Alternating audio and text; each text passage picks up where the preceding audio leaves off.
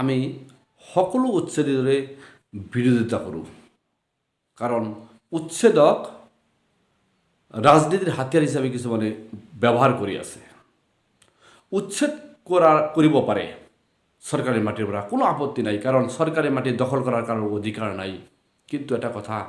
ইমান দিন যে বহি আছিল 20-30 বছৰ সেইবোৰ মানুহক বহিবলৈ কোনে সুবিধা কৰি দিছিল গুৱাহাটীৰ যি শিলহাকোত উচ্ছেদ চলাই আছে 2001 চনৰ পৰা অসমৰ বৰ্তমানে যিজন মাননীয় মুখ্যমন্ত্ৰী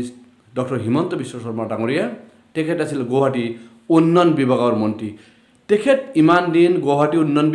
বিভাগৰ মন্ত্ৰী হৈ থকা অৱস্থাত শিলহাকক অবৈধ দখলকাৰী কেনেকৈ মাটিবোৰ চৰকাৰী মাটিবোৰ দখল কৰি আছিল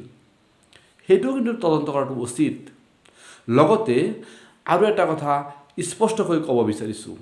শিলহাকত যিবোৰ মানুহক উচ্ছেদ কৰা হৈছে কৰি থাকক কিন্তু তেওঁলোকক পুনৰ সংস্থাপন চৰকাৰে দিব লাগিব দেশৰ নাগৰিকসকল থাকিব ক'ত তেওঁলোকক যদি থাকিবলৈ মাটি নাই তেতিয়া তেওঁলোকক চৰকাৰে অন্য ঠাইত হ'লেও সংস্থাপন দিব লাগিব পুনৰ সংস্থাপনৰ ব্যৱস্থা কৰিব লাগিব লগতে শিলহাকত যিবোৰ ধনী মানুহে অৰ্থাৎ ৰাজনৈতিক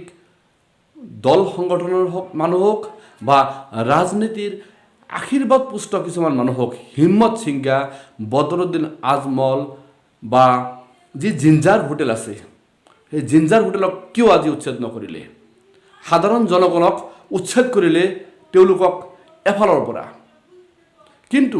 মুখ্যমন্ত্ৰী ডাঙৰীয়া বা এই কামৰূপ জিলাৰ ডিচি মহোদয় আপুনি জিঞ্জাৰ হোটেলক কিহৰ কাৰণে টাইম দিলে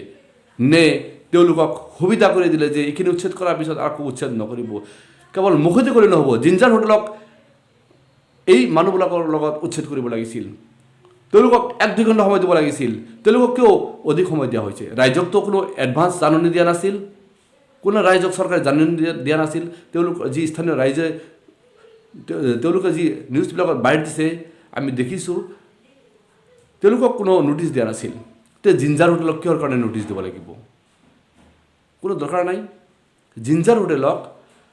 বা হিম্মত সিংহাৰ যিবোৰ মাটি দখল কৰিছে অমিয় কুমাৰ যিটো ইনষ্টিটিউট আছে সেইবোৰ কি উচ্ছেদ নকৰিলে সেইবোৰ উচ্ছেদ কৰক চৰকাৰে উচ্ছেদৰ শূন্য সহনশীলতা নীতি বহন কৰক মাননীয় মুখ্যমন্ত্ৰী ডাঙৰীয়া আপুনি কেৱল একফালেদি গৰীব মানুহক উচ্ছেদ কৰিব ডাঙৰ ডাঙৰ মানুহে তাত হোটেল ৰেষ্টুৰেণ্ট বনাই আছে ইনষ্টিটিউট বনাই আছে ইনষ্টিটিউট চলাই আছে সেইবোৰক উচ্ছেদ নকৰিব আপুনি তেওঁলোকক সময় দিব পাৰিব কিন্তু সাধাৰণ জনগণক আপুনি সময় দিব নোৱাৰে এইটোতো কথা নহয় এইটোতো সহনশীলতাৰ কথা হ'ব নোৱাৰে মুখ্যমন্ত্ৰী ডাঙৰীয়া আপুনি সকলোৰে লগত সমান ব্যৱহাৰ কৰক যি সৰু এটা বাচ্চা যি পুলিচক অনুৰোধ কৰিছে আংকুল আমাৰ বস্তু বাহিনীবোৰ গোটেইখিনি বাহিৰ কৰা হোৱা নাই আমাক এনেকৈ কৈছে ক'বই নোৱাৰে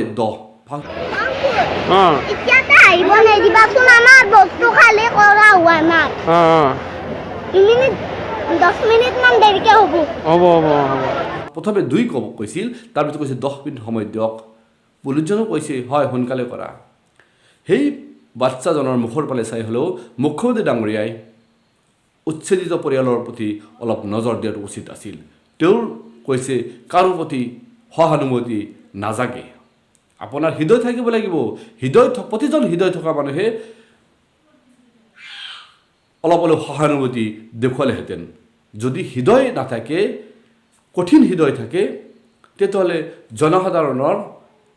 যিটো দুখ দুৰ্দশা যদি ৰাজনৈতিক ব্যক্তিবোৰে অনুভৱ নকৰে তেন্তে এনেকুৱা নেতা ৰাইজৰ কাৰণে কেতিয়াও নালাগে এনেকুৱা নেতাক ৰাইজে ভৱিষ্যতে কিন্তু বয়কট কৰিবলৈ বাধ্য হ'ব